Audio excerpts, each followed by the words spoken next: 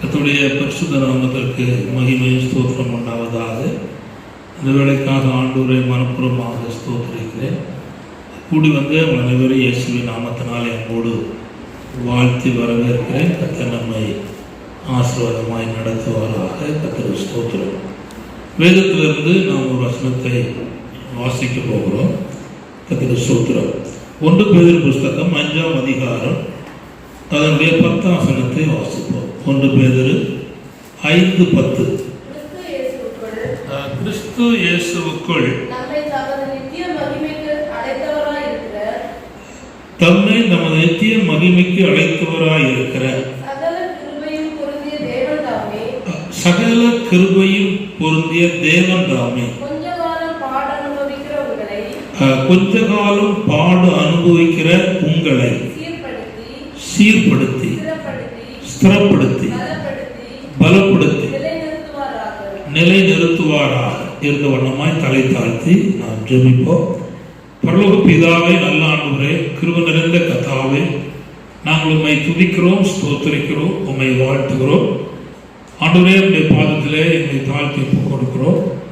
இந்த நேரத்திலும் உம்முடைய சமூகத்தில் எங்களை வெறுமையாக்குறோம்.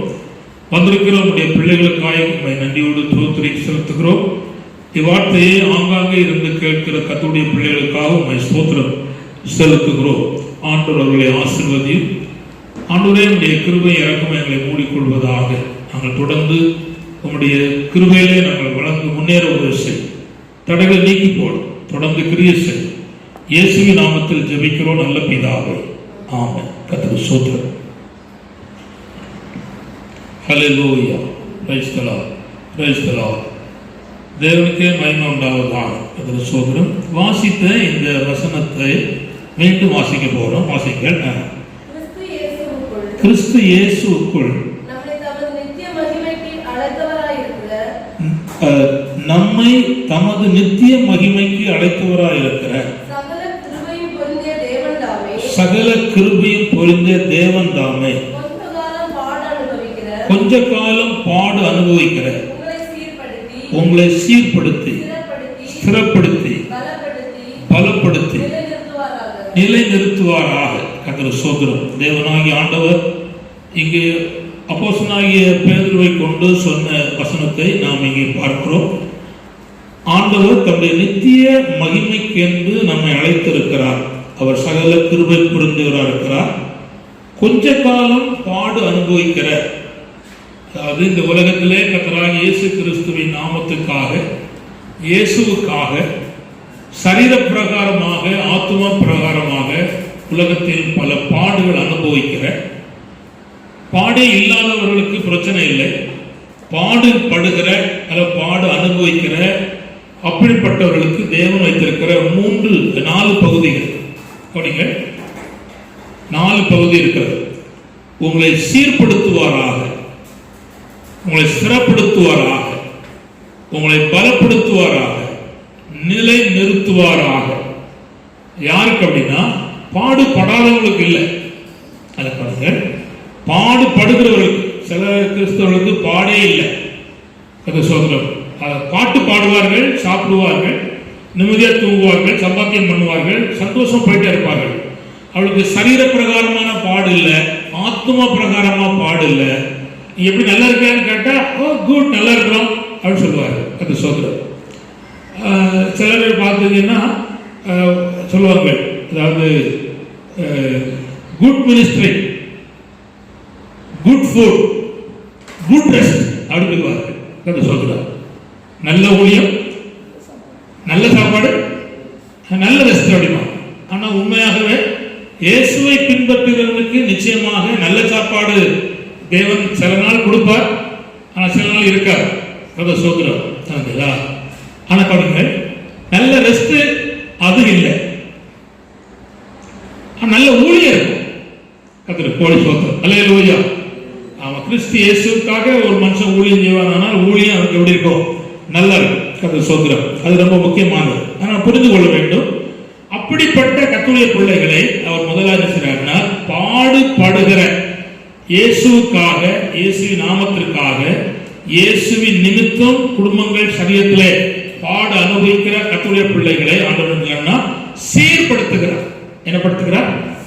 சீர் அப்படின்னா கவனிங்க, சீர் என்றால் என்ன? அதை நம்ம கொஞ்சம் விளக்கி விடுவேன். அது செய்தி இல்லை எனக்கு புரியுங்க. சீர் என்றால் என்னன்னா, அதாவது 1 2 3 4 அப்படி இருக்கும். அதுக்கப்புறம் 20 30 50 அப்படின்னு தனித்தனியாக பிரித்து கிடக்கும்.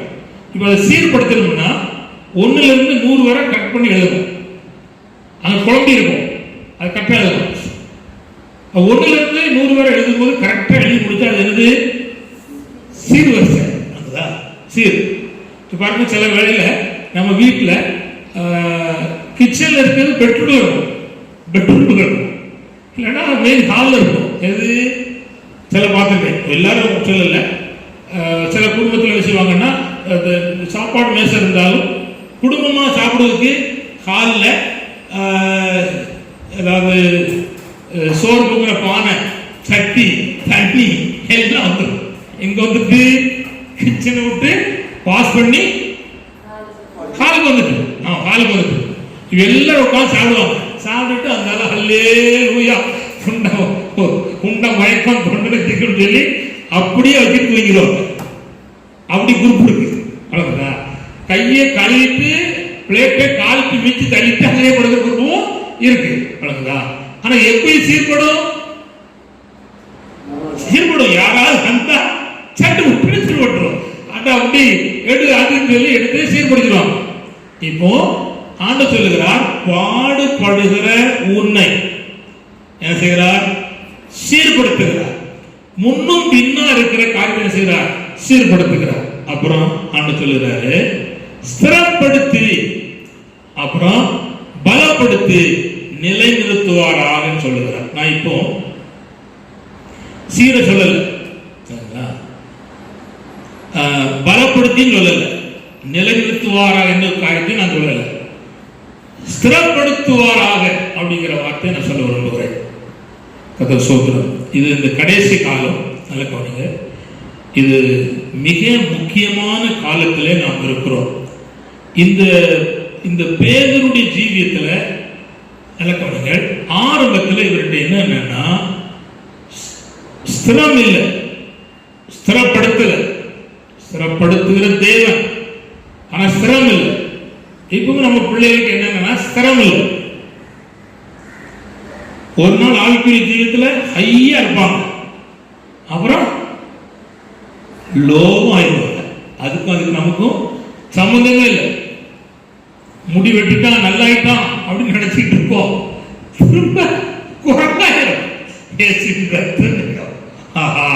இது என்னது? ஸ்திரப்படல. ஏன்னா இந்த ஜீவியம், இந்த வாழ்க்கை, இந்த அனுபவத்தை குறித்து அவனுக்கு இன்னும் என்ன சொல்ல, பிடிமானம் கிடைக்கல, கிரிப் கிடைக்கல. போற பாதை சரிதானா, இது நல்லது தானா அப்படிங்கிறதுக்கு இல்ல. ஆனா ஸ்தோத்திரம் இருக்கு, பாட்டு இருக்கு, சற்று நேரம் வேத வாசிப்பு இருக்கு. ஆனா என்ன இல்ல? ஸ்திரம் இல்ல. இதே பேதுரு நீங்க கவனிச்சீங்கன்னா, முந்திரி கொட்டை என் பேரு கர்த்தர் ஸ்தோத்திரம், சட்டு புட்டுன்னு ஆண்டவருக்காக இறங்குவான், வைப்பான், காரியம் செய்வான். சமயம் கிடைச்ச உடனே அவர் தெரியாதப்பா சத்தியம் பண்ணுவான், சமைச்சிருவான், கூட்டிட்டு போயிடுவான். என்ன இல்ல? ஸ்திரம் இல்லை. இவன் பேரு சீமோன் பேதுரு. சீமோன் என்றால் கவனிங்க, நாணல் என்ற அர்த்தம். என்னது? நாணல் எங்க இருக்கு அப்படின்னா சேற்றுக்குள்ள இருக்கும். தண்ணீர் அழுக்குள்ள, தண்ணீர் நிறைந்த சேற்றுக்குள்ள இருக்கும் நாணல். கரை ஓரமா இருக்கும். அந்த நாணலை போல அப்படின்னா என்ன? மேக்கிருந்து காத்தடிச்சா கிழக்க சாய்வார், கிழக்கிருந்து காத்தடிச்சா மேற்க சாய்வார், வடக்கிருந்து காத்தடிச்சா தெற்க சாய்வார், தெற்கிருந்து காத்தடிச்சா வடக்க சாய்வார். அப்படின்னா என்ன? நம்ம கிட்ட சச்சிக்கவங்க அல்ல பிள்ளை அல்லேலூயா அப்படிவா, தெருவில் ஃப்ரண்ட்ல போனச்சுன்னா அவ்வளவுதான், நானும் உங்க கூட்டம் தான் அப்படின்னு பேரு. அப்படி சொல்லுதா? சரி, இதுக்கு ஒரு சின்ன சம்பவம் சொல்லு, நீங்க புரிஞ்சுக்கணும். கர்த்தர் ஸ்தோத்திரம்.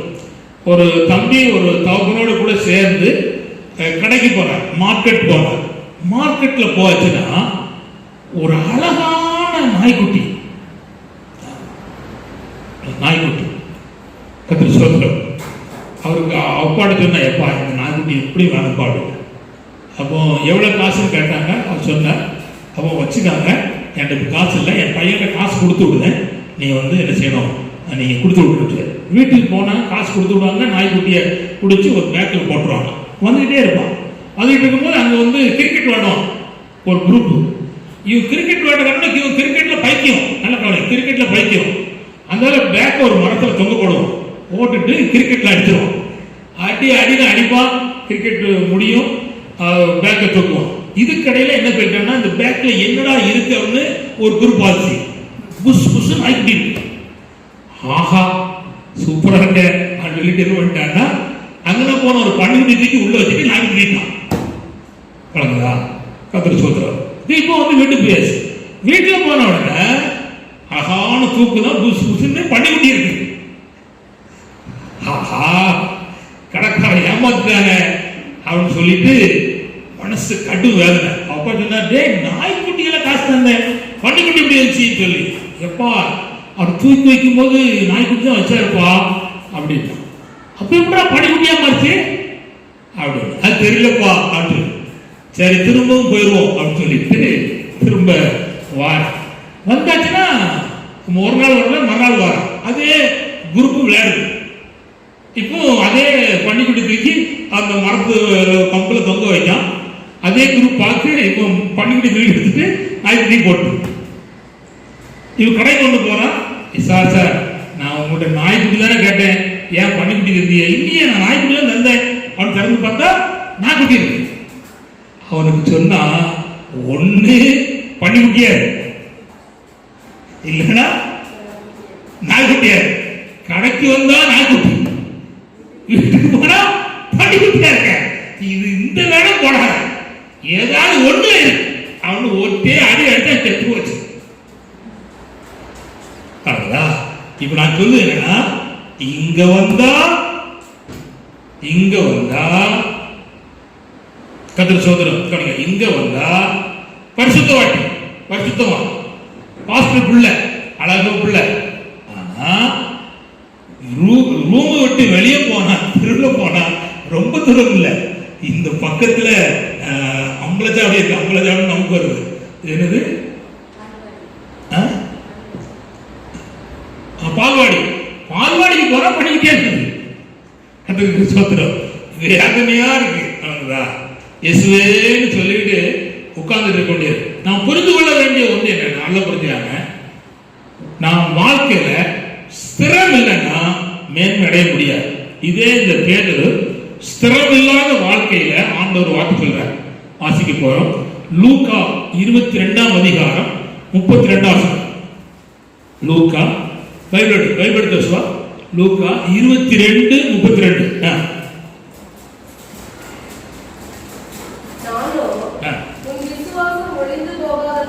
ஆண்டவரே சொல்றார், உன் விசுவாசம் ஒளிந்து போகாதபடிக்கு உனக்காக வேண்டிக் கொண்டேன், நீ குணப்பட்ட பின்பு உன் சகோதரனை ஸ்திரப்படுத்து என்றார். அவன்கிட்ட இன்னும் குணமாக்குற அன்மை இல்லை, அதுக்கப்புறம் சகோதரனை ஸ்திரப்படுத்து சொல்றார். கர்த்தருக்கு ஸ்தோத்திரம். நல்ல கவனிங்க. நாம் இந்த நாட்களில் அப்போஸ்தலனாகிய பவுல் ஸ்திரப்பட்டார், யோவான் ஸ்திரப்பட்டார், பவுல் ஸ்திரப்பட்டார். இந்த பேதுரு இயேசு கிறிஸ்து பரமேறின பிற்பாடு 10 நாள் காத்திருந்த போது பரிசுத்தாய் வந்த பிற்பாடு இவன் ஸ்திரப்பட்டான். அதுக்கப்புறம் அவன் பலவீனப்படலை.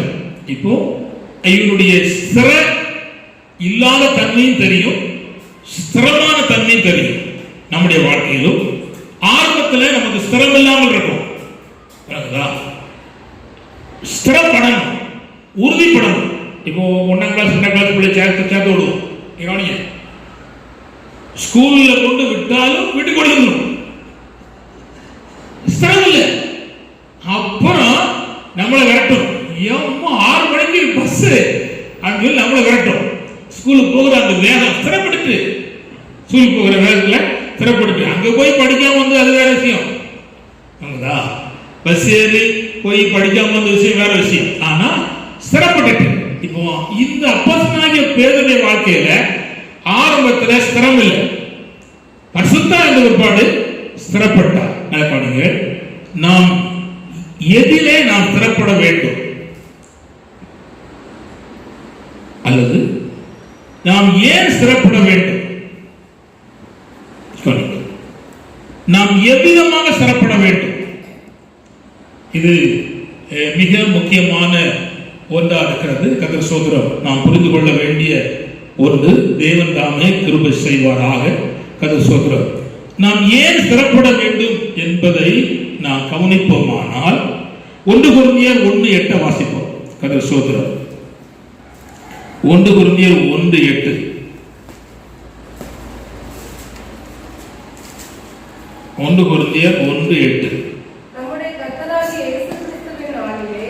நம்முடைய கர்த்தராகிய இயேசு கிறிஸ்துவின் நாளிலே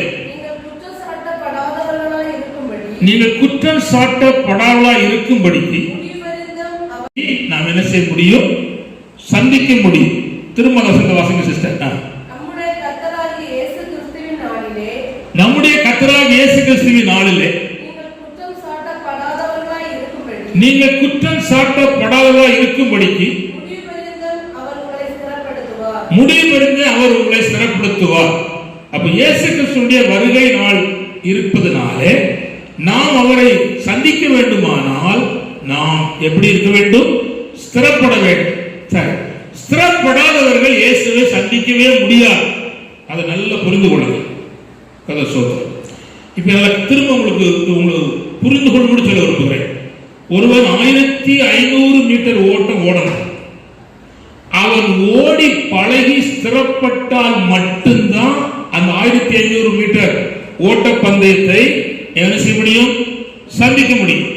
ஓடாம இருந்துட்டு திருடு தூங்கிட்டு படுத்துக்கிட்டு சந்திக்க முடியுமா? சரி, ஒரு +2 பரீட்சை எழுத போகிறார். ஒரு பரீட்சைக்கு ஆயத்தமாகாம ஸ்திரப்படாம அவன் பரீட்சை எழுத முடியாது. பரீட்சை காலுக்குள்ள போகலாம், கொஸ்டின் பேப்பர் வாங்கலாம், பேப்பர் வாங்கலாம், வேணா புதுசு வாங்கிட்டு போகலாம். எழுத முடியுமா? முடியாது. காலத்தின் நேரத்தை வேஸ்ட் பண்ணிட்டான், அதனால சந்திக்க முடியாது. இப்ப இயேசு கிறிஸ்து வரப்போகிறார். நம்முடைய உள்ளான மனுஷன்ல புறமான மனுஷன்ல தேவன் நம்ம தந்திருக்க எல்லா காரியத்திலும் ஸ்திரப்பட்டு ஆகும். திரும்ப சொல்றேன், நாம் ஏன் ஸ்திரப்பட வேண்டும் என்றால் இயேசு வரப்போறார். ஆனால் நாம் ஸ்திரப்பட்டே ஆகணும். நாம் எதுல ஸ்திரப்படணும் அப்படின்னா,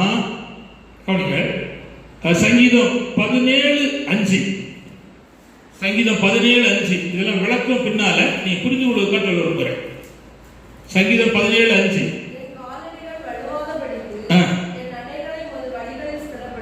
அவனுடைய நடைகளை ஆண்டவர் ஸ்திரப்படுத்தணும். அப்படின்னா வாழ்நாள் முழுவதும் நடக்கிற காரியத்துல நம்ம நடைகளை என்ன செய்யணும்? ஸ்திரப்படுத்தணும். மூன்றாவது, நாம் எவ்விதமாய் ஸ்திரப்படணும் அப்படின்னு படிப்போமானா அப்போஸ்தலர் 16:5 வாசிப்போம். அப்போஸ்தலர் 16:5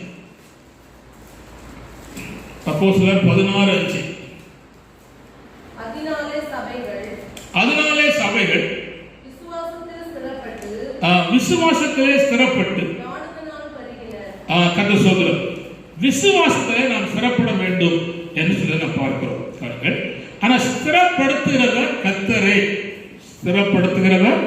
கர்த்தரே என்பதை நாம் பார்க்கிறோம். கர்த்தர் சோதரம். நான் இன்றைக்கு ஒரு 6 காரியத்தை உங்களுக்கு முன்பாக சொல்ல விரும்புகிறேன். முதலாவது, இயேசு கிறிஸ்துவை நாம் சந்திக்கணுமானால் நம்முடைய இருதயத்திலே நாம் ஸ்திரப்பட வேண்டும். கர்த்தர் சோதரம். யோவான் 14:1 நாம் வாசிக்கும் போது, உங்கள் இருதயம் கலங்காது இருப்பதாக நீங்கள் தேவனிடத்தில் விசுவாசமா இருங்கள், என்னிடத்தில் விசுவாசம் சொல்லப்பட்டிருக்கிறது. அவன் இருதயம் என்ன இருது? கலங்குது. இந்த உலகத்தினுடைய பிரச்சனைகள், போராட்டங்கள், நெருக்கடிகள் வரும் பொழுது இருதயம் என்ன செய்து கலங்குகிறது. கர்த்தர் சோதரம். ஆனால் சங்கீதம் 27:14 வாசிப்போம். சங்கீதம் 27:14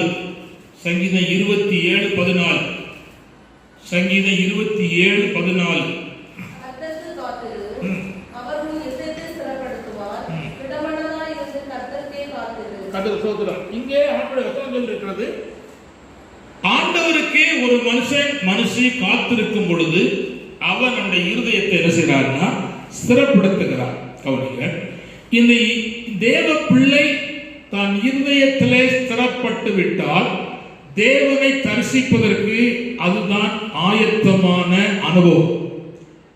இருதய ஸ்திரம் இல்லாம இருதயம் குழலாடுமானால், இருதயம் தத்தளிக்குமானால், இருதயம் அலசடிப்படுமானால் நாம் எந்த விதத்திலையும் கர்த்தரை சந்திக்க இயலாது. கவனித்துக் கொள்ளுங்கள். ஒரு மனுஷன் இருதயத்தில் ஸ்திரம் வேண்டுமானால் அவன் கர்த்தருக்கு காத்திருக்கணும். அதுல என்ன சொல்லப்பட்டிருக்கிறது? கர்த்தருக்கே காத்திருக்கணும். காத்திருப்ப நிறைய காரியம் இருக்கு. கவனிங்க, கர்த்தருக்கு காத்துட்டு இருக்கும் போதே தண்ணி கொண்டு வா, டீ கொண்டு வா, மிக்சர் கொண்டு வா அப்படின்னா கர்த்தருக்கு என்ன செய்யல? காத்திருக்கல. பட் மிக்சர், காரசவு, டீ இது காத்திருக்கிறார். தேவன் காத்திருக்கிறாரு. அதுக்கு என்ன செய்யுது? தேவைக்கு காத்திருக்கிறார். இது இல்ல, அது நிலப்பட்டிருக்கிறது. கர்த்தருக்கே காத்திரு. வேற எந்த ஒரு இந்த சூழ்நிலைக்கு வேற எதுவும் வராது. கர்த்தருக்கே தான் காத்திருக்குன்னு சொல்லி ஆண்டு சொல்லுகிறார். முதலாவது நான் சொல்வது கவனிங்க, கர்த்தருடைய வருகை இருக்கிறதுனாலே நாம் காத்திருக்க வேண்டும். காத்திருந்தால் மட்டும்தான் தேவன் இருதயத்தை ஸ்திரப்படுத்துகிறார். இருதயத்தை எப்படி ஸ்திரப்படுத்துகிறார்? இருதயம் எப்படி ஸ்திரப்படும் அப்படின்னா, காத்திருக்கிற தேவ பிள்ளைக்கு தேவனுடைய கிருபை அவருடைய வாழ்நாளில் ஊற்றப்படுகிறது. அல்லது கிருபை இருதயத்தில் வருகிறது. அல்லது பரிசுத்த ஆவியானுடைய அருள் மாறி இருதயத்தில் வருகிறது. வந்தபோது அந்த இருதயம் என்ன செய்யுதுன்னா ஸ்திரப்படுகிறது. அல்லேலூயா. இப்ப இதுக்கு தேவ சமூகத்தில் செய்யணும், காத்திருக்கணும். காத்திருக்கணும் காத்திருக்கணும். இப்போ ஒரு ஹோட்டல்ல போறோம், 5 சாப்பாடு அப்படின்னு சொல்லி டோக்கன் வாங்கியாச்சு. வாங்கிட்டு இலை போட்டு தண்ணி வச்சாச்சு, ஊறுகாய் வச்சுட்டான், அப்பளம் வச்சுட்டான், சாப்பாடு இல்லை. சாப்பாடு தீர்ந்துட்டு அவன் குக்கர்ல வந்துட்டு இருக்கு. Sir wait sir 5 minutes 5 minutes என் ஜோசா செல்வான். ஒரு நிமிஷம் இங்கு படித்தாலோ எனக்கு புரியல. ஒரு நிமிஷம் என்ன நிறைய போய் கொண்ட கொண்டு இல்லை. எது ஒரு காயம் என்னாலும் ஒரு நிமிஷம் எங்க வாங்கினாலும் இந்த சரக்க எனக்கு புரியல. புரியுதா? கவனிங்க, அவன் சொல்லுதான் 5 நிமிஷத்துக்கு டக்குன்னு அது வந்து கொண்டு கொடுத்துட்றான். அப்போ ஆர்டர் பண்ணினாலும் அவன் ஆக்கி கொண்டு வருவதையும் அவன் காத்திருக்கிறான். இப்ப நான் கேட்கிறேன், ரட்சிக்கப்பட்டாச்சு, ஞானசாரம் பெற்றாச்சு, பரிசுத்த அபிஷேகம் பெற்றாச்சு, ஊழியம் செய்து கொண்டிருக்கிறோம். அப்படி இருந்தும் தேவனை காத்திருக்கணும். ஏன் காத்திருக்கிறோம்? நம்முடைய இருதயத்தை ஆண்டவர் செய்யணும், சிறப்படுத்தணும். ஏன் சிறப்படுத்தணும்? இயேசு வரப்போறார். இந்த இருதயம் இந்த உலகத்தின் லௌகீகத்தினாலும் பெருத்தினாலும் உலக கவலைனாலும் கவலை படக்கூடாது. அப்போ காத்திருந்தாதான் இந்த காரியங்களை நான் தப்பி பிழைக்க முடியும். கவலை பாரம் இருதயத்தை ஒடுக்கும். அது இல்லாம ஃப்ரீயாக விடுதலையோடு தேசத்தில் இருக்கணும்னு சொல்லி காத்து இருக்கணும். சரி, இருதயத்துல ஸ்திரம் வேணுமானா நான் சொல்லுகிறேன், கிருபை இல்லாம இருதயம் செய்யாது, ஸ்திரப்படாது. எபிரேயர் 13ஆம் அதிகாரம் 9ஆம் வசனத்தை வாசிப்போம். எபிரேயர் 13:9. எபிரேயர் 13:9. பலவிதமான அந்நிய போதனைகளால் அதற்குள்ளே தெரியாதிருங்கள். போதன பதார்த்தங்களினால் அல்ல, கிருபையினாலே இருதயம் ஸ்திரப்படும். கிருபையினாலே இருதயம் செய்யப்படும், ஸ்திரப்படும். கிருபையினால் இருதயம் செய்யப்படும், ஸ்திரப்படும் என்று சொல்லப்பட்டிருக்கிறதை நாம் பார்க்கிறோம். கதை சோதரம். அப்போ தேவ கிருபை தான் நம்முடைய இருதயத்தை செய்து ஸ்திரப்படுத்துகிறதை நாம் பார்க்கிறோம். இப்போ நீங்கள் இன்னொரு வசனத்தை வாசிக்க போறோம். சகரியா 12:10. சகரியா 12:10. சகரியா 12:10.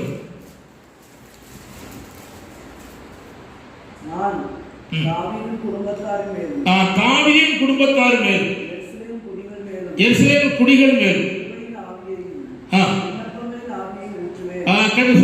கிருபையின் ஆவியும் விண்ணப்பத்தின் ஆவியும் கர்த்தர் ஊற்றுகிறார்.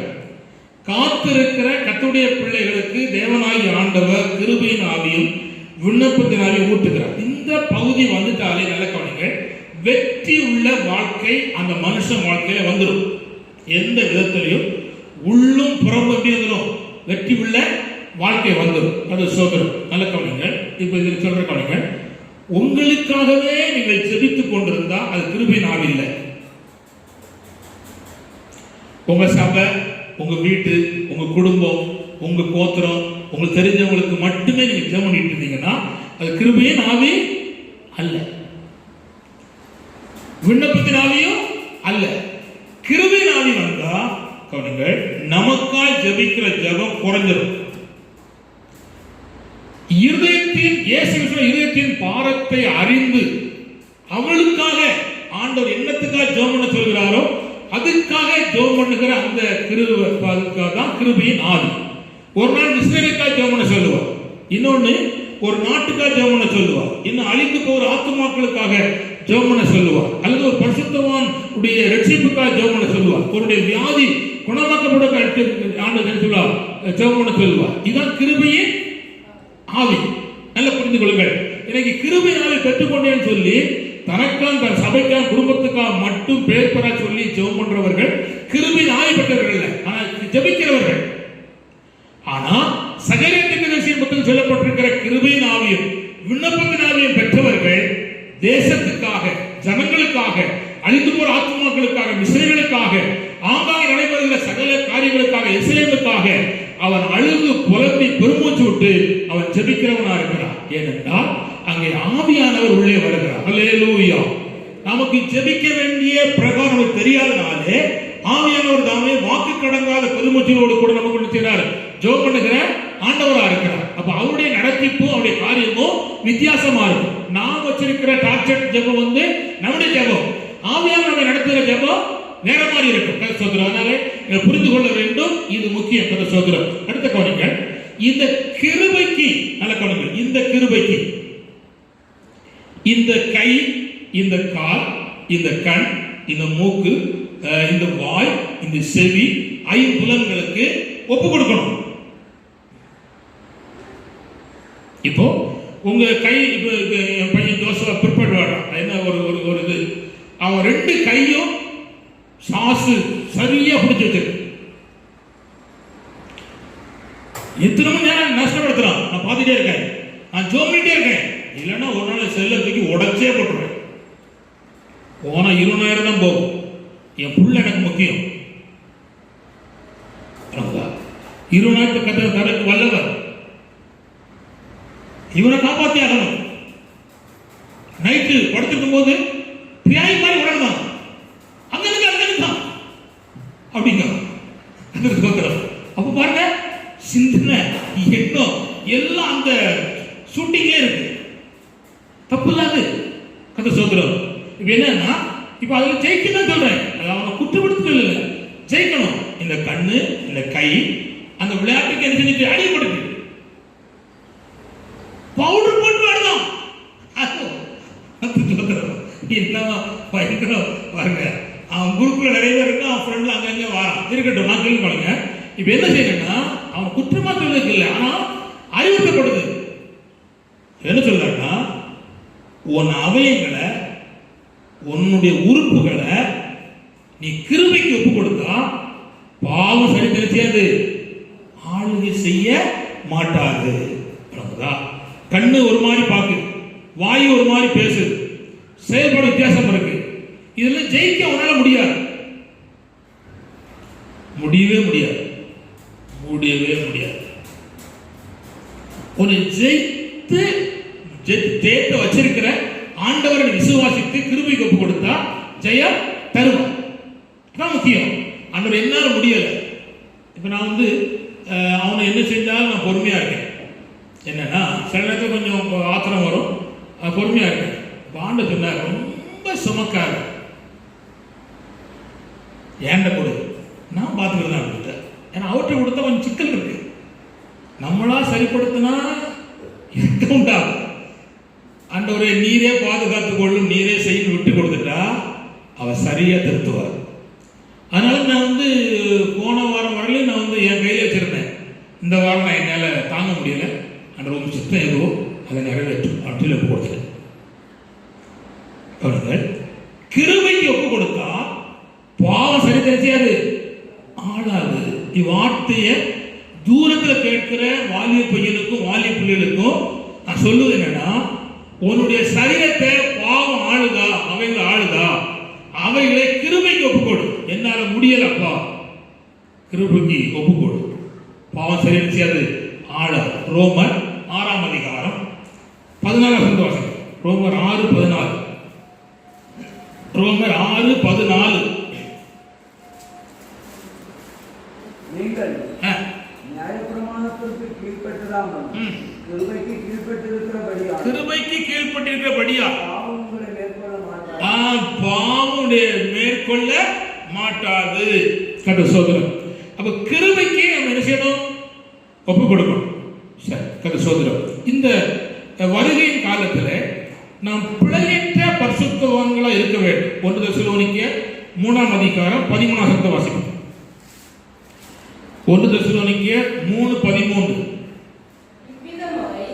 நம்முடைய கர்த்தராகிய இயேசு கிறிஸ்து நமது பரிசுத்தவான்கள் அனைவரோடு கூட வரும்போது நீங்கள் நம்முடைய பிதாவாகிய தேவனுக்கு முன்பாக பிழையற்ற லைன் பாருங்க, பிழையற்ற பரிசுத்தம் உள்ளவர்களாய் இருக்கும்படி. இந்த வார்த்தை தான் முக்கியம். பரிசுத்தவான் தான். ரட்சிக்கப்பட்டாச்சு, ஞானஸ்நானம் எடுத்தாச்சு, அபிஷேகப்பட்டாச்சு, கர்த்தருடைய வருகையை சந்திச்சு உட்கார்ந்துட்டு இருக்கிறோம். ஆனா பரிசுத்தவான் தான். ஆனா ஆண்டு சொல்றாரு, அவரை சந்திக்கணுமானா பிழையற்ற பரிசுத்தவானா இருக்கணும். என்ன பரிசுத்தவான் சொல்லுங்க? பிழை என்றால் என்ன? பிழை அது சொல்லி தப்பு இல்ல. 1+1 = 2ன்னு பிள்ளை எழுதி வரணும், 3 எழுதி வருது. அப்படி சொல்லுவா, தவறு இருக்கு, டிக் பண்ணிடுவோம், ரைட் பண்ண முடியாது.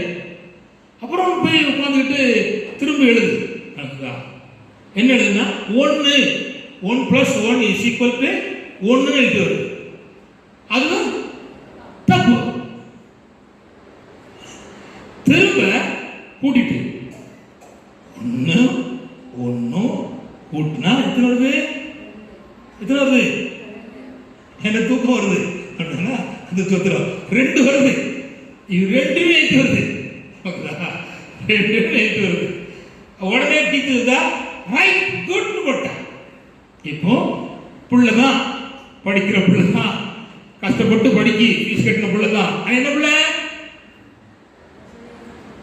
பிழை உள்ள பிள்ளை. அழகா இருக்கா, நீல முடி, பணக்கார பிள்ளை தான் கார்ல இறங்குதா. ஆனா என்ன பிள்ளை? பிழை உள்ள பிள்ளை. பெரிய சபை, நாங்க 1000 பேர் இருக்கோம், 2000 பேர் இருக்கோம், எல்லாம் ஓய்வு வீட்டுலாம் மாறும் அப்படி சொன்னா பண்ண முடியாது. பாட்டு நல்லா பாடுதோம், கை தட்டுக்கும், டான்ஸ் ஆடுதோம், எல்லாம் பண்ணலாம். ஆனா மேல போக முடியாது. என்ன இருக்கணும்? பிழையற்ற பரிசுத்தவானா இருக்கணும். மோசே உதாரணம், மோசே தேவன் பக்கத்துல உட்கார்ந்தவன், தேவனை முகமுகமா பார்த்தவன், தேவ சத்தம் கேட்டவன், தேவன் எழுதி கொடுத்த கற்பனை பலகையை கை நீட்டி வாங்கினவன், அவரை பார்க்க ஆசைப்பட்டவன், எல்லாம் கரெக்ட். பரிசுத்தவான் தான், காத்திருந்தவன் தான், அக்னியில் உட்கார்ந்து எழுதி வாங்கினவன் தான், தேவனை முகமுகமா பார்த்தவன் தான். ஆனா பேசு என்று சொல்ல இடத்துல எடுத்துக்கிட்டான், அடிச்சுட்டான். இப்போ பிழை உள்ள பரிசுத்தவான். நன்றி. ஆரோன் உண்மையாகவே பரிசுத்தவான் தான். ஆனா என்ன பரிசுத்தவான்? சந்தர்ப்பத்துக்கு ஏற்ற கற்பண்ணுகிற பிழை உள்ள பரிசுத்தவான். எலியா பெஸ்ட், நல்ல பரிசுத்தவான் தான். சமயத்துக்கு ஏற்றபடி சூரத்தை தெரிஞ்சுக்காரு, படுத்துருவாரு. தாவீது இருதயத்துக்கு ஏற்றவன் தான். ஆனா பிழை உள்ள பரிசுத்தவான். யோசேப்பு கெட்டிக்காரன் தான், அவனை தூக்கி உயர்த்தின நல்லதுதான். ஆனா என்ன பண்ணது? பிழை உள்ள பரிசுத்தவான். இப்படி யோசிக்க பாருங்க. நீ வாழ்ந்து இருக்கும் போது என்ன நினைச்சுக்கான்னு சொல்லிட்டான். கர்த்தரை நம்பல. ஆமா, தாவீது சொன்னா ஒரு நாள் சவுல் கையினால என்ன செய்ய போறேன்? போறோம்னா உயிரோடு காத்து வருது ஆண்டவர் விட அந்த இடத்துல பிழையுள்ள பரிசுத்தவான். புரிஞ்சா சொல்லுவது? இப்ப நான் சொல்லுகிறேன், அவர் வருகையில பிழையற்ற பரிசுத்தவானா இருக்கணும். அதை எதிர்பார்க்கலாம். கணவனும் மனைவிக்கும் பிழைக்க கூடாது. வரலாம் போக முடியாது. என்ன ஜெபம் பண்ணாங்க இருக்கா, 3 நேரம் ஜெபம் பண்ணாங்க, 4 ஜெபம் பண்ண பண்ண முடியாது. பிழையற்ற பரிசுத்தவானா இருக்கணும். அப்போ பிழையற்ற பரிசுத்தவானாய் மாறுவதற்கு ஆண்டவர் இருதயத்தை என்ன செய்ய வேண்டியிருக்கு? ஸ்திரப்படுத்த வேண்டியது. அல்லேலூயா, அல்லேலூயா. கர்த்தர் ஸ்தோத்திரம். நல்ல கவனிங்கள். இதுக்கு என்ன செய்யணும்னா கொஞ்சம் நீடிய பொறுமையோடு இருக்கணும். என்ன இருக்கணும்? அப்போ கர்த்தர் நம்மளை பிழையற்ற பரிசுத்தவானாய் மாற்றுகிறார். ஸ்தோத்திரம். யாக்கோபு 3:5-8. யாக்கோபு 5:8. சீக்கிரம். யாக்கோபு 5:8.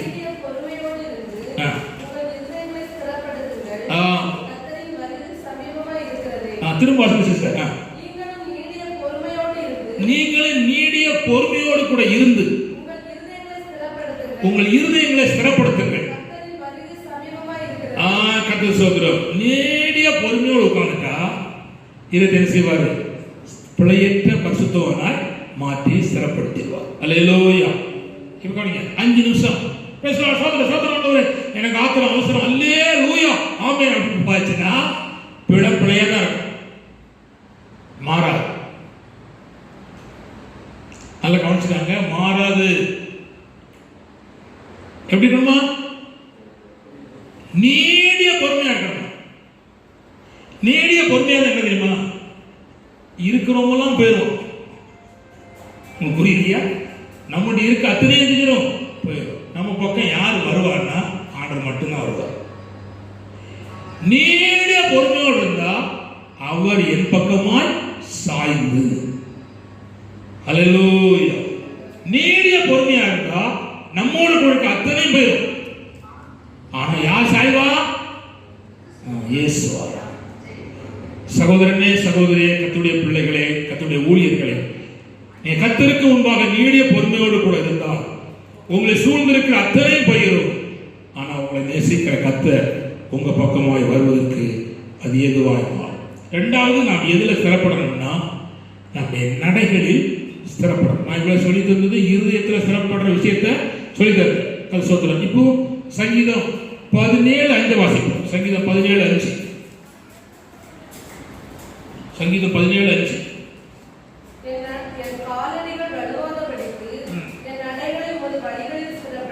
என் நடைகள் வலுவாதபடி உம்முடைய வழிகளில் என் நடையை செய்யும் ஸ்திரப்படுத்தும் சொல்லியிருப்பதை பார்க்கிறோம். நம் நடைகள் ஸ்திரப்பட வேண்டும். ஏனென்றால் கீழே விழுவதற்கு வாய்ப்புகள் இருக்கிறது, பின்மாறி போவதற்கும் வாய்ப்பு இருக்கு, தடுமாறி விழுவதற்கும் வாய்ப்பு இருக்கு, வழியை போவதற்கும் வாய்ப்பு இருக்கு. இதுல நம்முடைய நடையில் கடை. இப்போ எப்ராஹிம் சொல்ல எப்ராஹிமை கை பிடிச்சி நடக்க பழக்கினார். எப்ராஹிம் எப்படி பழக்கினா? கை பிடிச்சி நடக்க பழக்கினார். பாருங்க, லோத்துடைய சம்பவத்தில் கவனிச்சீங்கன்னா 2 தூதர்கள், லோத்து மனைவியும் இன்னும் 2 தூதர் 2 பிள்ளைகளையும் பிடிச்சி கையை பிடிச்சி எடுத்துட்டு வராங்க. இல்லைன்னா வரமாட்டாங்க, எடுத்துட்டு வராங்க. கையை பிடிச்சி வெளியே இழுத்துட்டு வந்து பின்னிட்டு பாராதே, சமூகம் எங்கே நில்லாதே, ஒரு ஜீவன் தப்ப மலைக்கு ஓடி போய் தேவன் சொல்லிட்டு. ஆனா நடமாறிட்டு யாருக்கு? அப்புறம் கொஞ்ச நேரம் கழிச்சு அவனுக்கு நடமாறிட்டு, அப்புறம் பிள்ளைங்க நைட்டு நடமாறிட்டு முடிஞ்சு. சாபத்தின் சந்ததிக்காக வாழ்க்கை முடிஞ்சு போனது. இப்போ வலுவுனாங்க, தடுமாறினாங்க, பின்னோக்கி பார்த்தாங்க, எத்தனை காரியம் உண்டாயிற்று. தேவன் கைப்பிடிச்சு இழுத்து கொண்டு வந்த பிற்பாடு கூட வித்தியாசம் உண்டாயிற்று. இப்ப பாருங்க, எப்ராஹிமை தேவன் கை பிடிச்சி பழக்கப்படுத்தி நடத்திட்டு இருக்கார். என்னால கவனிங்க, புரிஞ்சு பிடிச்ச ஒரு முறை. இப்போ தேவன் முன்னால போறார். இப்போ எழுந்திருக்கணும்.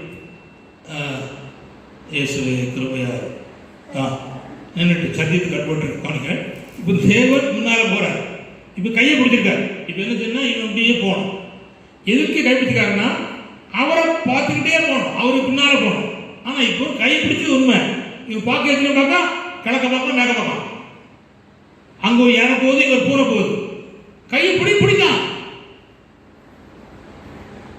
புரிஞ்சா புரியலையா? நன்றி. கவனிக்க. அங்கேயும் பார்க்கலாம். கொடுத்தார் அடி. அங்கேயும் பார்க்க அவனை பிடிச்சேன். என்னவே பாரு, அங்கேயும் பார்க்காத, என்னையே கொஞ்சம் பாரு, என் பின்னாலே வா, அப்படியே பிடிச்ச அடிச்சார். கொடுத்த அடியில திருந்தனா. இப்போ அங்கேயும் பார்க்க மாட்டான். ஏசி ரத்தம், யானை போகுது, பூனை போகுது, நரி போகுது, அங்கேயும் பார்க்க மாட்டான். எங்க போன நமக்கு அவனால ஏசு போறான் அப்படின்னு ஆண்டவரே பார்த்தான். கவனிக்க. இஸ்ரவேலின் கோத்திரத்தில் எப்ராயிம் கோத்திரம் தான் பெரிய கோத்திரம். எப்பொழுது கொடுத்த அடிய பட்டுக்கிட்டு திருந்தி வேற எங்கேயும் பார்க்காம அவரையே பார்த்ததுனால கர்த்தர் பெருக்க பண்ணினார். அல்லேலூயா. இப்ப நான் சொல்ல விரும்புறது, உங்களுக்கு என்ன பெருக்க வேணும், என்ன வகையில நீங்கள் பெருகணும், அதை தர வல்லவர். ஆனா எங்க போகணும்? அவரை பார்த்தா போகணும். ஆமா. ஆனா அவரை பார்க்கிற அளவுக்கு இந்த பக்கம் விசிலடிக்கவும் இருக்கான், இந்த பக்கம் கொட்டடிக்கிறவன் இருக்கான், பல பாதி செய்யறவன் இருக்கான், நலிவு பரவன் இருக்கான். ஆனா அங்க பார்க்காம அவரே பார்த்துட்டா சொல்றது, ஆட்டுக்குட்டியார் எங்கு சென்றாரோ அங்கே அவரை பின்பற்றினவர்கள் இவர்களே. அவர்லாம் கற்புள்ளவர்கள். அவர்தான் 1,44,000 பேர்ல புது பாட்டை பாடுகிற கர்த்தருடைய பிள்ளைகள். நானும் நீங்களும் போற போக்கில இயேசுவே பார்த்திருப்போம். சரி, உங்களுக்கு இன்னும் சொல்லுங்க புரியுது. ஆபிரகாம் ஆரானை புறப்பட்டான். யாரை பலி செலுத்த? ஈசாவை பலி செலுத்த. எல்லாம் வீட்டில் தயார் கொண்டு போயிட்டான். பக்கத்தில் போன உடனே வேலைக்காரனும் கழுதி நிப்பாட்டினான். கட்டியை தூக்கி கொடுத்தான், கச்சியை கையில் எடுத்தான், நெருப்ப கையில் எடுத்தான். இவ ரெண்டு பேரும் போயிட்டு இருக்காங்க. இவ்வளவு நேரம் ஈசாக்கு தைரியம் வந்தான். அல்லேலூயா, பிரைஸ் தி லார்ட். அவனுக்கு கேட்க கேள்விக்கு வழி இல்லை. ஏன்னா ஒரு 2 வேலைக்காரன் இருக்கான், 2 கழுதை இருக்கு. இதை முடிச்சு அப்பா சேர்த்துவார் அவன் தைரியமா இருந்தான். ஆனா இப்போ இருதயம் குழலாடுது. அல்லேலூயா, ஆண்டவரே கோடி சோத்திரம் அவன் குழலாடு. இப்போ அவன் கேட்கான், கட்ட தெரியுமா அப்பா? கட்டை இருக்கு, கத்தி இருக்கு, நெருப்பு இருக்கு, பலிக்கான ஆட்டுக்குட்டி எங்கே? அவன் சொன்னா கத்த பார்த்துக் கொள்ளுவான். இப்பதான் புரிஞ்சா. இவன் சிறப்பட்டிருக்கான். யாரு? ஆபிரகாம். அவன் பின்தங்குதான். நீ பாத்தீங்கன்னா பின்தங்குறான். ஆனா ஆபிரகாம் பின்தங்கல. தன்னுடைய விசுவாச பிரயாணத்தின் நடைய ஜல்லுன்னு நடந்துட்டான். பின்தங்கி வருகிறான். ஆனா வேலைகளுக்கு திரும்ப 2 பேரும் கூடி போனார்கள். அப்ப இடையில கூடி போகல, கால் தடுமாறிட்டு. நம்ம பிள்ளைகள் இப்ப அப்படிதான் இருக்காங்க. அல்லேலூயா சோத்திரம் பாட்டு இருந்தாலும் நம்ம பின்னால செய்யல, வரல, பின்னால வராங்க. பாப்போம் ஒரு கை, ஆண்டவர் செய்தால் பாப்போம் அப்படின்னு போயிட்டு இருக்கு. ஆனா ஆண்டவர் சொல்லுகிறார், அப்படி அல்ல, நீ என்னை பின்பற்றி வா. அப்புறம் நடையில் செய்யணும், ஸ்திரப்படும். நடையில் செய்யணும், ஸ்திரப்படும். இது ரொம்ப முக்கியமான காரியம். கட்ட சோத்திரம் கவனிங்கள். எதுல ஸ்திரப்படணும்னா வசனத்துல ஸ்திரப்படணும். எதுல ஸ்திரப்படணும்? வசனத்துல. 119 சங்கீதம் 5 வசனம். சீக்கிரம் வாசிங்கள். 119:5. 119:5.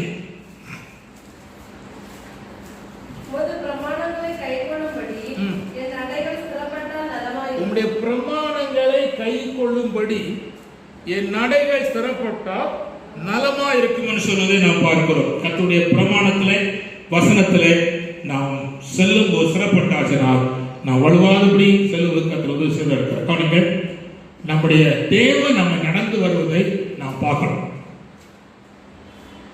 நீங்க கவனிச்சீங்கன்னா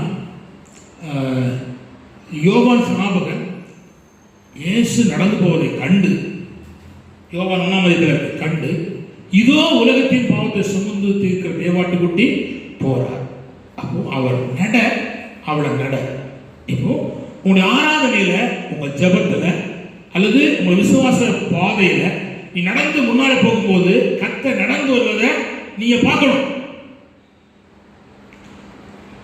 ஹல்லேலூயா, ஹல்லேலூயா. பார்த்திருக்கிற இந்த தைரியம் இருக்கா? கிருபையினால தேவன் நடந்து வருவதை நான் பார்த்திருக்கிறேன்னா நேச்சரா இந்த மாம்ச கண்ணால் அல்ல, அவருடைய உன்னத செயல்பாடுகளை அவர் தான் அதை செய்தார். அவரை எல்லாம் வேற யாரும் செய்ய முடியாது என்பதை நான் அனுபவத்திலே நான் கண்டிருக்கிறேன். அல்லேலூயா. இப்போ வாசிப்போம், வாசிப்போம். சோதரம் சங்கீதம் 68:24. சங்கீதம் 68:24. சங்கீதம் 68:24. அப்பா கண்கள் தேவனே நடைகளை கண்டார்கள்.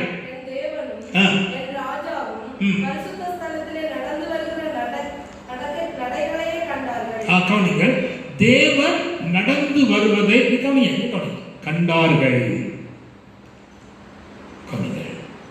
செங்கடல்ல கர்த்தர் நடந்து வருவதை பார்வோனுடைய கூட்டத்தார் கண்டார்கள்.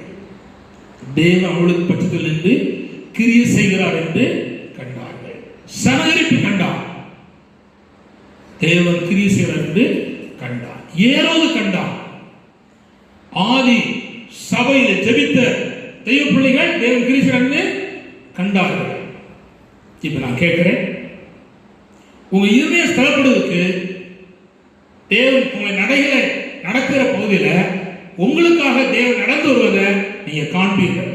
அல்லேலூயா, அல்லேலூயா. என்ன பிரச்சனை வந்தாலும் போட்ட வந்தாலும் நீங்க ஜெபித்தால் உங்களுக்காக உங்களை ஸ்திரப்படுத்தும்படி தேவன் நடந்து வருவதை நீங்க காண முடியும்.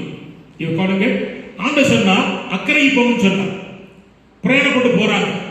4ஆம் ஜாமத்துல நடு கடல்ல தன்னுடைய பிள்ளைகள் ரசப்படுறாங்க. அவர் ஜோமிட்டு இருந்தார். அங்க இருந்தாரா? அங்க இருந்திருந்தா அவர் இருந்து சொல்லி அகற்றிக்கலாம். ஆனா இவங்க சிறப்பட முடியாது.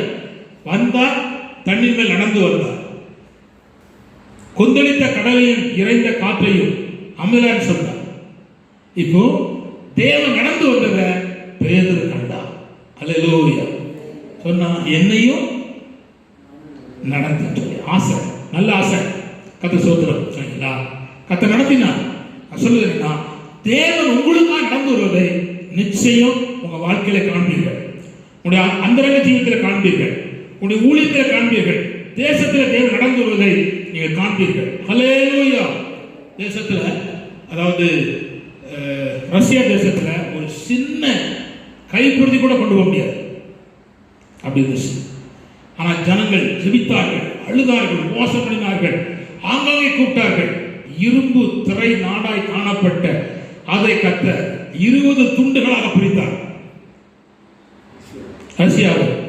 ஆனால் இன்றைக்கு உலகம் முழுவதுக்கும் பைபிள் அச்சடித்து விநியோகம் செய்கிற இடம் எங்க இருக்குன்னா, இஸ்ரேலில் இல்லை,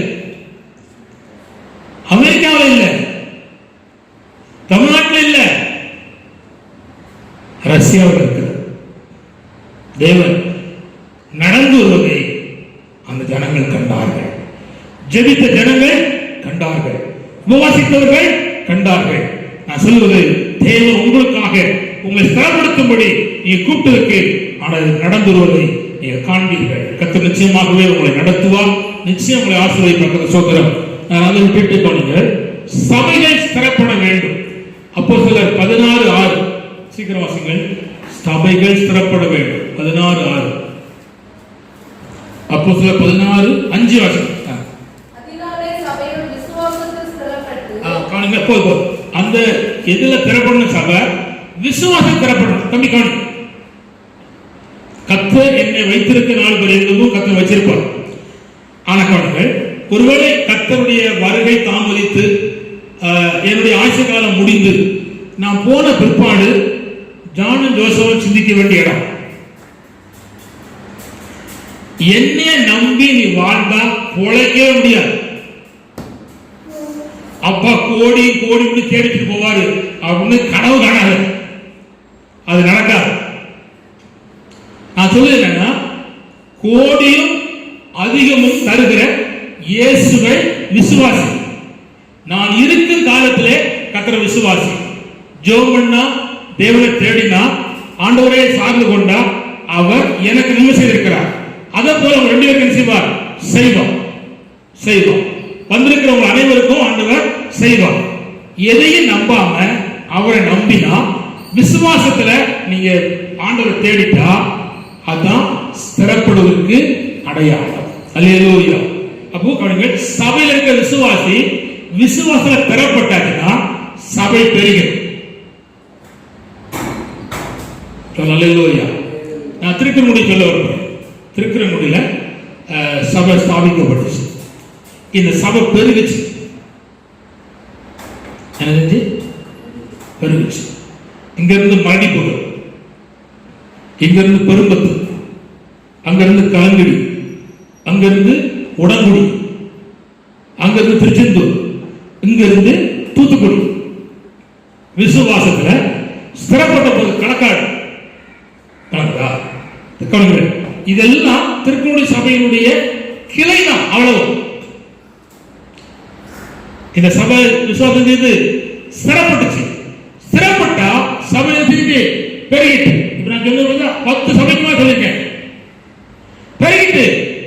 அப்போ ஒரு சபை விசுவாசம் செய்யணும், ஸ்திரப்படணும். அல்லேலூயா. கர்த்தர் ஸ்தோத்திரம். கவனிங்கள், அந்த விசுவாசத்தை ஸ்திரப்படணுமானா கவனிங்க, கர்த்தருடைய வசனத்தை மனதில் இருக்கும், சில இருதயத்தில் இருக்கும். மனதில் இருக்கிறத இருதயத்தில் எழுதுவார், இருதயத்தில் இருக்கிறத மனதில் எழுதுவார். எங்கேயோ ஒரு பக்கம் அழிஞ்சு போச்சுன்னு வச்சுக்காங்க, எங்க ஒரு பக்கம் செய்யும் இருக்கும். நீ சொன்னவங்களுக்கு புரியாது, வசனம் இருக்கு எழுதாங்க. இல்லைன்னா உங்களுக்கு வாசிக்க எபிரேயர் 8:10 வாசிப்போம். எபிரேயர் 8:10 சீக்கிரம். எபிரேயர் 8:10.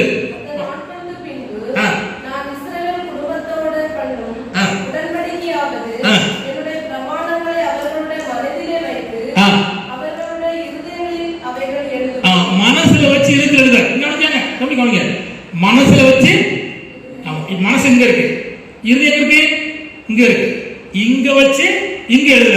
இப்ப கவனிங்க, எங்க கவனிங்க, இங்க வச்சு இங்க எழுதுற. இப்ப அது வசனம் இருக்கு, நான் சொல்லி தரேன். இல்லைன்னா நீங்க எங்கேயோ இருக்கு பாஸ்டர் கதை விடுறாரு அப்படின்னு சொல்லி சொல்றாரு. எபிரேயர் 10:14 வசனம். எபிரேயர் 10:14.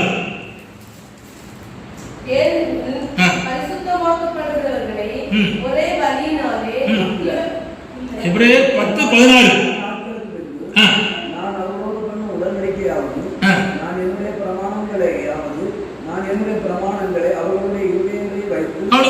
இருதயத்தில் வச்சு முதல்ல மனதில் வைக்கிறது. இப்ப இது வச்சு மனதில். இவ்வளவு எழுத தேவனுக்கு முன்னால நம்ம இதை பயன்படுத்திக் கொள்ள வேண்டும். இப்படி சபை ஸ்திரப்பட்டாச்சுன்னா பெருகிட்டே இருக்கு. அல்லேலூயா. இப்ப நான் இன்னொரு பகுதி சொல்லுவேன். 4வது பகுதி என்னன்னா, 4வது என்ன, ஆவிக்குரிய ஜீவியத்துல ஸ்திரப்படணும். இந்த ஆவிக்குரிய ஜீவியத்துல 5 பகுதி இருக்கு. அதை நான் வேகமா சொல்லிடுறேன், நிறைய நேரம் எடுக்க விரும்பல. ஆவிக்குரிய பகுதியில 5 பகுதி இருக்கு. 1, தேவன் உங்களை நம்ப பண்ணின வசனத்துல நீங்க ஸ்திரப்படணும். 119:49 வசனம். சீக்கிரம் வாசிங்க. 119:49 வசனம். சங்கீதம் 119:49.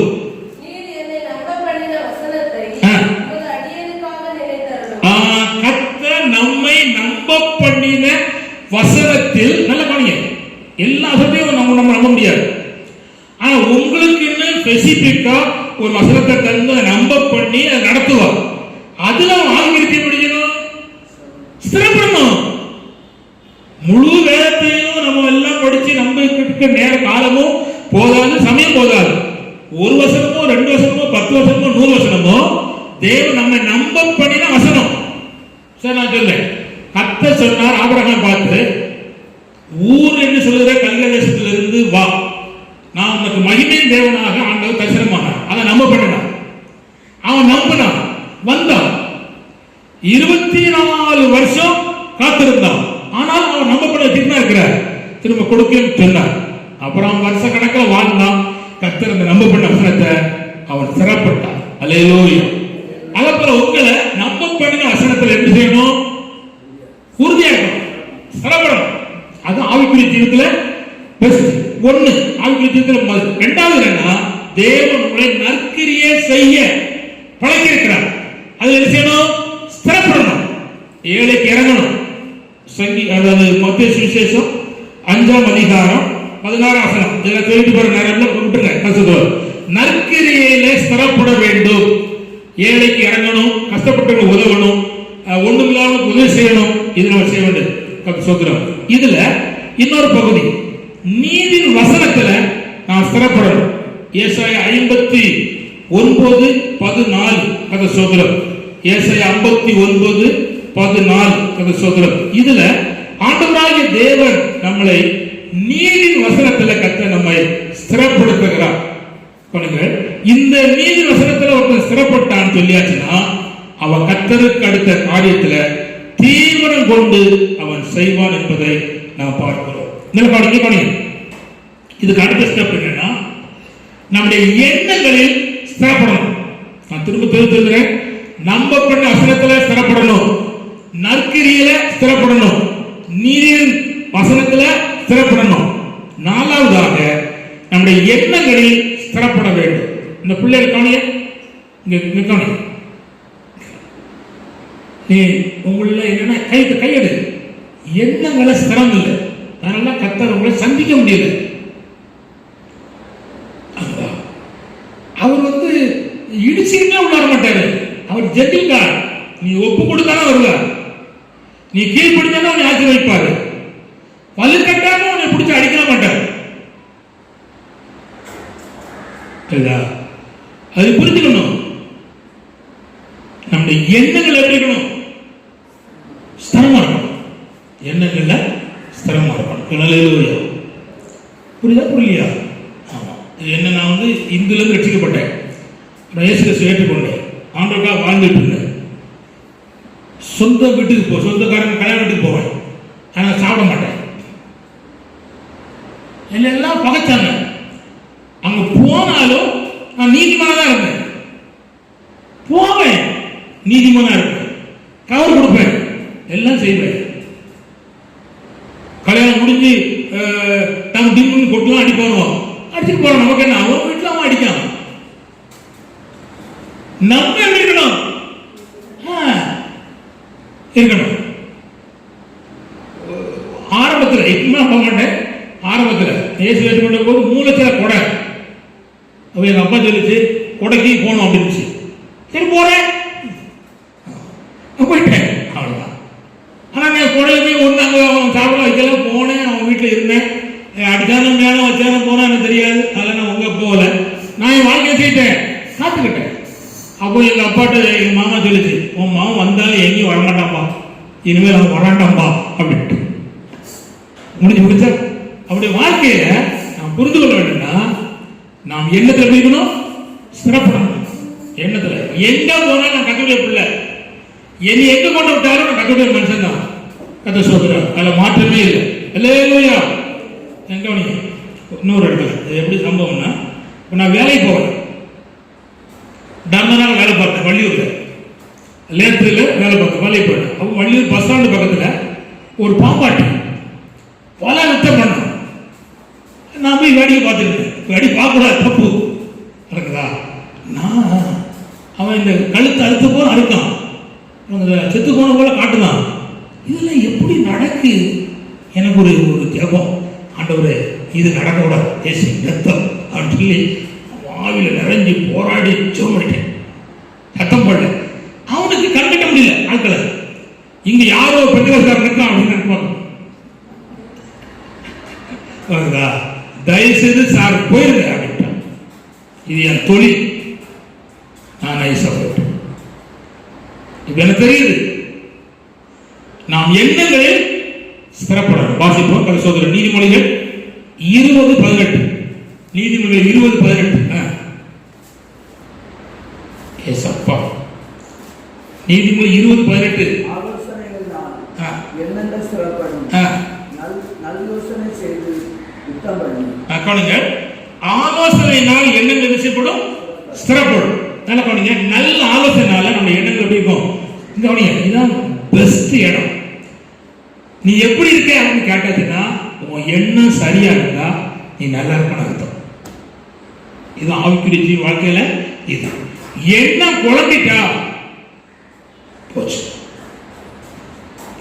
சிரமம் இல்லை. இப்படி சொல்லுங்க, ஒரு தீர்க்கதரிசிய ஒரு தீர்க்கதரிசிய சமாரியா வரையிலும் போய் சொல்லிட்டு வர சொன்னார். அவன் போனா சொல்லிட்டு போன வழி திரும்பக்கூடாது, எங்கேயும் சாப்பிடக்கூடாது, தண்ணி குடிக்கூடாது, எண்ணம் ஸ்டடி ரைட். போலாம் சொன்னா வச்சா முடிச்சா பட்டான். ஆனா ஒரு கிழட்டு தீர்க்கதரிசி பின்னால வந்து கத்த சொன்னார், உனக்கு தண்ணி கொடுக்க தெரியுது, நீ எண்ணத்தை சிறப்பட்டிருக்க முதல் பகுதியில். இப்ப என்ன செஞ்சுட்டு அது சோதனை வருது, என்ன செஞ்சிருக்கணும்? முடியாது அப்படின்னு இருக்கணும். எண்ணத்துல என்ன இல்லை? ஸ்திரம் இல்லை. போனா சாப்பிட்டா வந்தா செத்தான். வா இருக்கணும். பீரியாவிட்ட பாலாக்கு வாரான், நீ வந்து சபித்தா சாபம் ஆயிட்டு. இவன் சொல்லுவான், ஆண்டோட போய் கேட்பான். ஆண்ட சொன்னாரு போகக்கூடாது, மறுபடியும் போ. அவன் சொல்லுவான், வீடுமே பொண்ணு இருந்தாலும் தெரியாது. அதே மாதிரிதான் அவன் பொண்ணுக்கு மேல இருக்கு ஆசை இருக்கு. அவன் குடிச்சுட்டான்ல, வீடுனே பொண்ணு கொடுத்து அவன் ரொம்ப தெரியுது. அவன் சொல்லிட்டு அவன் போயிட்டான். மறுநாள் 2 நாள் கழிச்சு வீடு நிறைய பொண்ணை கொண்டு வச்சா கூப்பிட்டான். இப்ப ஆண்டோட கேட்கறான், ஆண்டோட போகணுமா? போ போ அப்படின்னா என்னத்துல என்ன இல்லை? ஸ்திரம் இல்லை. சரி, இப்போ எரேமியா 35ஆம் அதிகாரத்தில் ஒரு குரூப் இருக்கு. சொல்லுங்க, ரேகாபியாவுடைய குடும்பத்தார் எரேமியா போய் ஆண்டவர் சொல்லி திராட்சரசத்தை கொண்டு வந்து அவர் குடிக்க சொன்னார். குடமா வச்சிருக்கான். ஜான் கவனி, குடமா வச்சிருக்கான், குடிக்க சொல்றான் தீர்க்கதரிசி கொண்டு. நல்ல மனுஷன் தான். அவன் சொன்ன ஒரே வார்த்தை, இந்த பாருப்பா, நீ கல்யாணம் முடிக்க இருக்கலாம், நீ கண்ணி வடிக்கமா இருக்கலாம், நீ வானத்தை கீழ் எடுத்து கொண்டு வரலாம், நீ சொன்னபடி நான் குடிக்க மாட்டேன். என் சந்ததி ஒரு குரூப்ல வருது, நாங்க திராட்சை குடிப்பது இல்ல, வீடு கட்டுவதும் இல்ல, நான் கத்திரத்தில் இருக்கிறவங்க அப்படின்னு எண்ணத்துல சிறப்பட்டு இருந்தான். அடிச்சாடி இறைமையாவுக்கு. அப்ப கத்த சொன்ன பாத்தியா, நீ சொல்ற கேட்டானா? கேட்க மாட்டான். அவன் ஸ்டாண்டர்டா இருக்கான், எண்ணத்துல சிறப்பட்டு இருக்கான். அவன் உறுப்பினர் ஆலோசனை சிறப்பட்டு போயிட்டான். அதனால ரேகாபின் குடும்பத்தார்ல எனக்கு உண்மை நிற்கத்தக்க பூசல் இல்லாமல் போவது இல்லை கேட்டான். அன்னைக்கே ஸ்டாண்டர்ட் ஆயிட்டான். அவனுங்க உன் எண்ணத்துல ஜோசப் கவனி, உன் எண்ணத்துல சிறப்பட்டாதான் கர்த்தர் உன்னோடு இருப்பான், உன்னை ஆசீர்வதிப்பான், உன்னை உயர்த்துவான். எண்ணத்துல ஸ்திரம் இல்லாம அங்கேயும் ஆடிக்கிட்டு இருந்தனா கர்த்தருடைய ஆசீர்வாதத்தை பார்க்காத, முன்னேற்றம் கிடைக்க முடியாது. எண்ணத்துல என்ன செய்யணும்? ஸ்திரப்படும். சொல்லலையா? கவனிங்கள், இந்த ஆவிக்குரிய ஜீவியத்துல கடைசியா சொல்றேன், நல்ல கவனிங்கள். என்னன்னா, கவனிங்கள், தேவன் தருகிற ஆலோசனையில ஸ்திரப்படும். என்ன செய்யணும்? அது சோதரம். ஒருவேளை கவனிங்க, இந்த எண்ணத்துல ஸ்திரப்படுவதில்லை, எண்ணத்து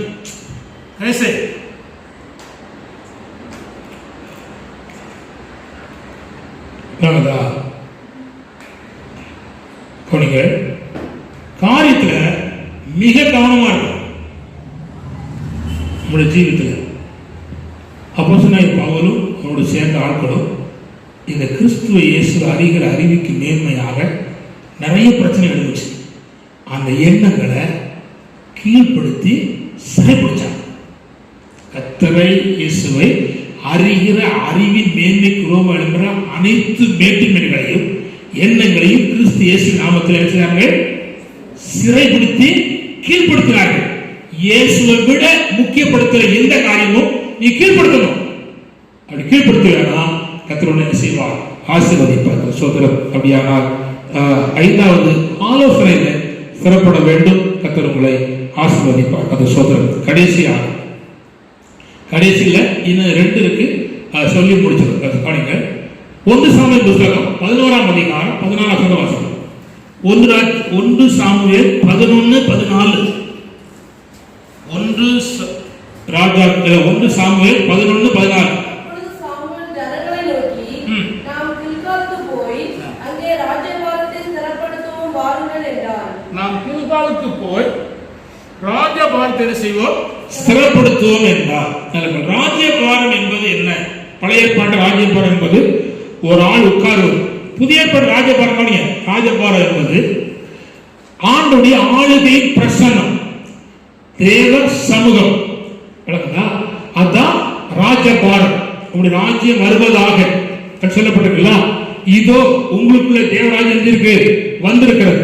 ஒவ்வொரு இருதயத்திலையும் தேவராஜ்யம் செய்யணும், ஸ்திரப்பட வேண்டும்.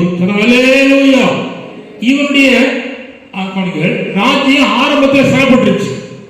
ஆனா கீழ்ப்படிதல் இல்லாமல் போன போது இந்த ராஜ்யம் ஸ்திரப்படாமல் போயிட்டு, ஆரம்பத்திலே கொண்ட தேவ ராஜ்யத்துக்கு கீழ்பட்டிருந்த சவுல் கடைசி வரையும் அந்த ராஜ்யத்துக்கு அவர் சில கீழ்ப்படியல. ஆதலால் ராஜ்ய பாரத்தை தேவன் அவனை விட்டு விலக்கினான். இந்த கடைசி காலத்தில் விரும்புகிறேன், தேவ ராஜ்யத்தினுடைய ஆளுகை, தேவ பிரசன்னம், சமாதானம், சந்தோஷம், மகிழ்ச்சி, கலிகூறுதல், தேவனோடு கொண்ட உறவு, இது சிறப்பட வேண்டும் என்று கர்த்தர் விதத்திலே எழும்புகிறார். ஆனா அதே நேரத்தில் யாரெல்லாம் கர்த்தருடைய வசனத்துக்கு கிருபைக்கு கீழ்ப்படிவார்களோ, அவரை கீழ்ப்படியார்களோ, அந்த ராஜ்ய பாரம் ஸ்திரப்படும். இப்போ 1 சாமுவேல் 13ஆம் அதிகாரம் 14ஆம் வசனத்தை வாசிப்போம். இப்பொழுதும் ராஜபாரம் நிலை நிற்காது. கர்த்தர் தம்முடைய இருதயத்துக்கு ஏற்ற ஒரு மனுஷனை நமக்கு தேடி அவனை கர்த்தர் நம்முடைய ஜனங்களின் மேல் தலைவனாக இருக்க கட்டளையிட்டார். கர்த்தர் சோதரம். அப்பவே கர்த்தர் மாத்திட்டார். ஒருவன் வாழல அன்னைக்காக கர்த்தர் பின்னால் போக மாட்டார். ஜாசுவா ஜானாபுரம் நீ கத்திரிக்காய் வாழனா பின்னால் அடைய மாட்டார். நீ சரியில்லைன்னா தேவன் இன்னொரு கையில கொடுத்துருவார்.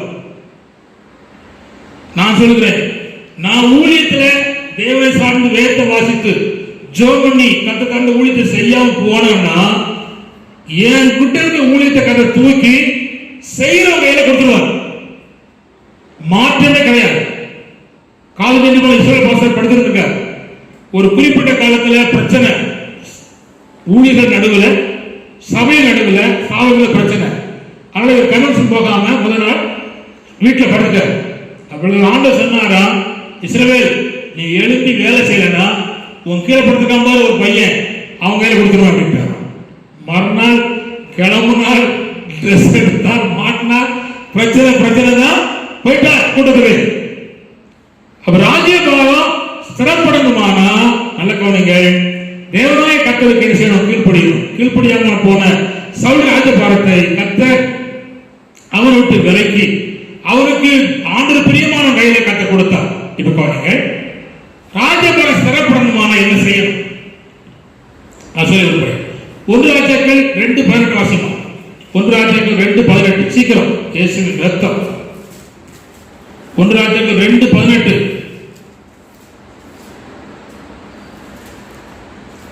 1 ராஜாக்கள் 2:18. அதற்கு பத்சேபாள், நல்லதுதான், உனக்கு ராஜாவினிடத்தில் பேசுவேன் என்றாள்.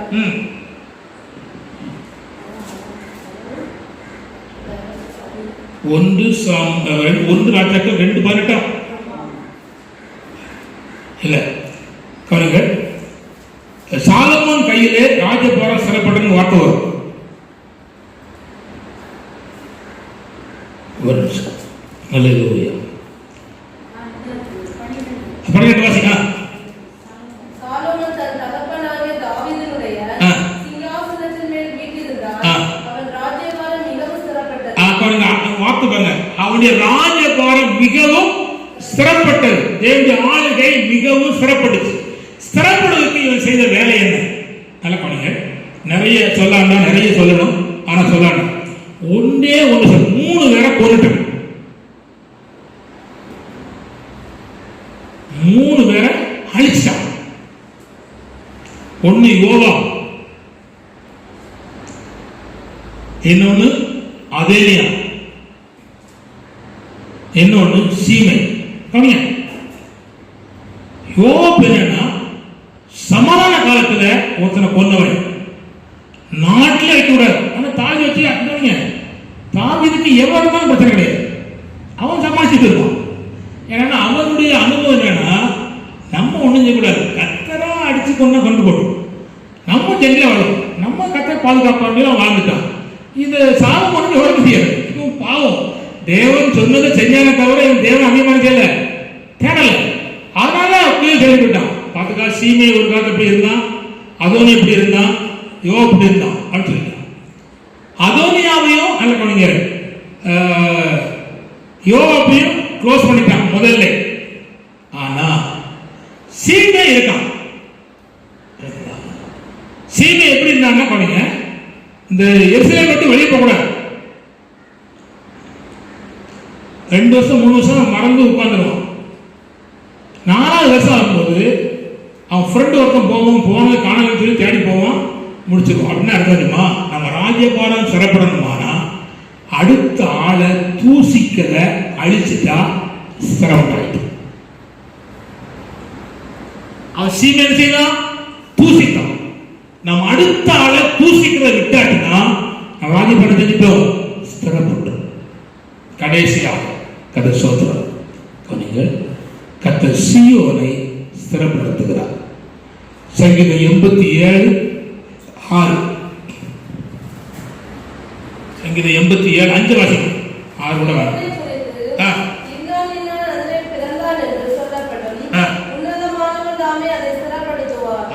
சீயோனை ஆண்டவர் ஸ்திரப்படுத்துகிறார். கவனிங்கள், இது 6ஆம் ஸ்தலம், தேவன் இருக்கிற இடம். கவனிங்கள், இது உலகத்திலையும் மேன்மையான இடம், பரலோகத்திலையும் பெஸ்ட் இடம். இதை ஸ்திரப்படுத்தணுமானா கவனிங்க, நாம் இந்த பூமியில கர்த்தருக்காக ஊழியம் செய்யணும். ஊழியம் பல நிலையில் இருக்கு.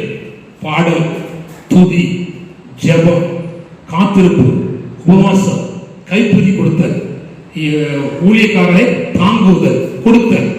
இத ஒழுங்கா நாம் செய்வோமானால் தேவன் சீயோனை என்ன செய்கிறார்? ஸ்திரப்படுத்துகிறார். அல்லேலூயா. கர்த்தருடைய வருகையின் காலத்திலே தேவன் நம்மை ஸ்திரப்படுத்துகிற தேவனாக இருக்கிறார். இவ்வார்த்தைகளை கேட்கிற உங்கள் அனைவரையும் கர்த்தர் தாமே ஸ்திரப்படுத்துவனாக. எந்தெந்த விஷயத்தில் ஸ்திரம் இல்லாமல் இருக்கிறீர்களோ அந்தந்த விஷயத்தில் கர்த்தர் உங்களை ஸ்திரப்படுத்தி உங்களை ஆசீர்வதிப்பாராக. கண்களை மூடி ஜெபிப்போம். கர்த்தர் நம்மை நடத்துவார். அல்லேலூயா, அல்லேலூயா, அல்லேலூயா.